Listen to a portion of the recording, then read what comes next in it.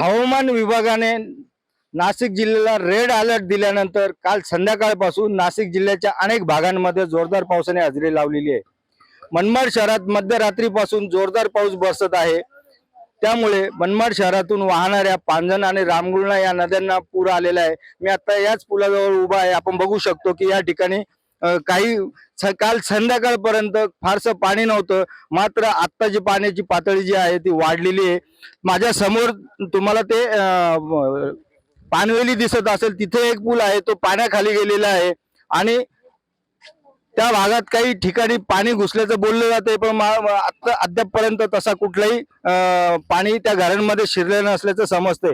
एकंदरीतच कालपासून जी पावसाची रेड अलर्ट दिलेला होता, ठिकठिकाणी अनेक शहरांमध्ये अनेक गावांमध्ये पाणी पातळी वाढलेली आहे। नद्यांना पाणी आलेले आहे, धरणं ऑलरेडी ओव्हरफ्लो झालेले आहे आणि ह्या बरसत असलेल्या पावसामुळे नद्या आता ह्या दुथडी भरून वाहतात आहे। एकंदरीतच पावसाचा जोर असाच कायम राहिला तर या आणखीन पाणी वाढू शकतं। अजय सोनवणे, साम टीव्ही, मनमाड। आता isakal.com आहे देशातील नंबर 1 ची मराठी न्यूज वेबसाईट। प्रत्येक अपडेटसाठी isakal.com ला नक्की भेट द्या।